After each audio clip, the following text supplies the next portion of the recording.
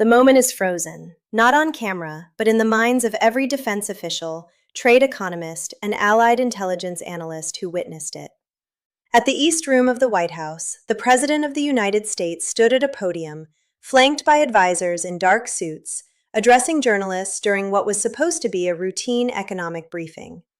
He had been discussing Canada for 7 minutes, tariffs, leverage, the balance of power in North America, when he said it again: Canada was replaceable. Not inconvenient, not difficult, just replaceable. There were no qualifiers, no diplomatic cushioning, no acknowledgement of the weight of the statement. It was a flat, dismissive declaration that the closest military ally in the Western Hemisphere, the nation sharing 5,525 miles of undefended border with the United States, could be swapped out like a vendor. The room fell into a heavy, almost stunned silence, as everyone grasped the enormity of the statement and paused, unsure how to respond. Within 47 minutes, something unprecedented occurred. The Pentagon issued an emergency strategic warning, not a press release, not a formal statement, but a direct alert. 6 words that immediately reframed the conversation. We cannot replace what Canada is. To understand why these 6 words shook Washington, one must appreciate what was at stake. The word replaceable was not merely an insult. It represented a strategic miscalculation so severe that 3 former U.S. defense secretaries later called it the most dangerous diplomatic statement made by an American president since the end of the Cold War. Canada isn't just a trading partner. It is deeply embedded in the operational fabric of U.S. national security in ways few citizens fully appreciate. NORAD, the North American Aerospace Defense Command, has for 67 years protected the continent's airspace with joint American and Canadian officers, creating a system with no equivalent or backup. Even a minor disruption could leave gaps that wouldn't automatically close. Canada also supplies more oil to the U.S. than any other country, more than Saudi Arabia, Venezuela, or all of OPEC combined, feeding pipelines that carry 4.3 million barrels per day to American states, refineries, and manufacturing hubs, including Michigan auto plants, Texas chemical facilities, and northeastern heating systems. On top of that, critical minerals from Canada, nickel from Ontario, cobalt from northern Quebec, uranium from Saskatchewan, are designated by the U.S. Department of Defense as essential to national security, powering fighter jets, missile guidance systems, and next-generation military batteries, with no domestic replacement available at the required volumes or timelines. The total bilateral economic relationship is valued at $940 billion annually, yet the president publicly called Canada replaceable on a White House podium, overlooking the strategic, industrial, and operational interdependence that makes such a statement not just provocative, but dangerously misinformed. Mark Carney received the Pentagon document through official channels at 11:47 that morning. He didn't call a press conference, post on social media, or issue a statement through the Foreign Affairs Ministry. He read it once, set it down, and said 4 words that would anchor everything that followed. They said it themselves. Then he stood, straightened his jacket, and picked up the phone, not to call Washington, but Brussels. Those 4 words carried devastating force on 2 levels. On the surface, they meant the U.S. military had contradicted its own president on a matter of fundamental strategic importance, and Canada didn't need to argue its case. Its most powerful ally had already done it.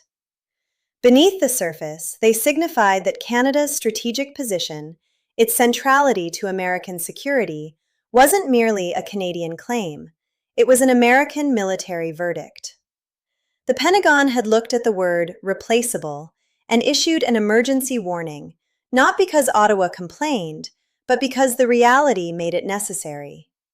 Canada hadn't lobbied for this. It didn't have to. The assessment was automatic, authoritative, and inescapable. That same week, Warren Buffett addressed the principle behind the moment at Berkshire Hathaway's annual meeting, observing that organizations consistently make one mistake. They underestimate what they cannot see. Contracts, trade deficits, and budget lines get attention, but the invisible, the trust, shared infrastructure, and decades of institutional knowledge, is often ignored until it is gone. A country that calls its most integrated partner replaceable has not done the math. The Pentagon knows that math, which is why it issued a warning.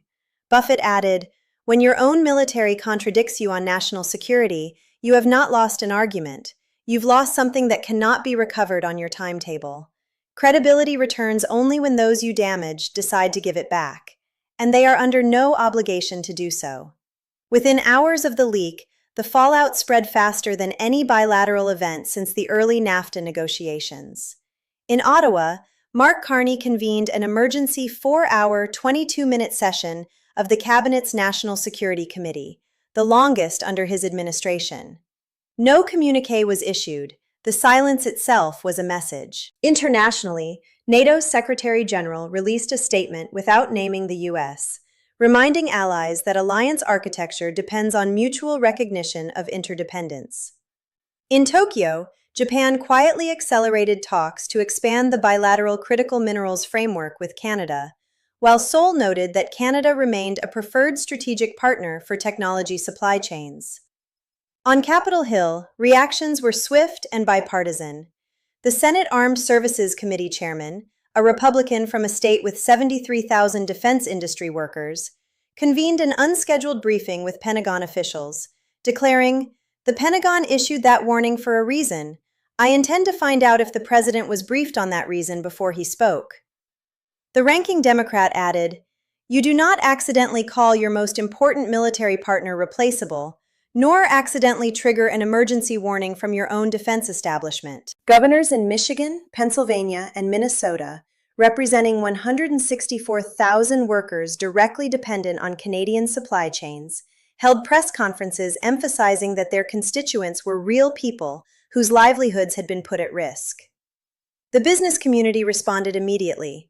The Business Roundtable called for clarification.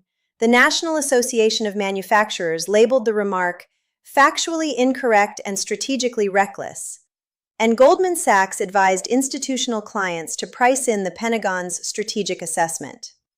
Within 24 hours, American equities in defense, energy, and automotive sectors dropped 2.8%, while the Canadian dollar strengthened 1.7%, reflecting the market's recognition of Canada's irreplaceable role.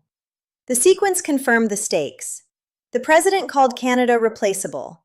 The Pentagon issued an emergency warning, and Carney, with 4 calm words, "They said it themselves," ensured the world understood the answer. The warning, the response, and the ensuing diplomatic ripple effects left no doubt that Canada's importance was real, recognized, and undeniable.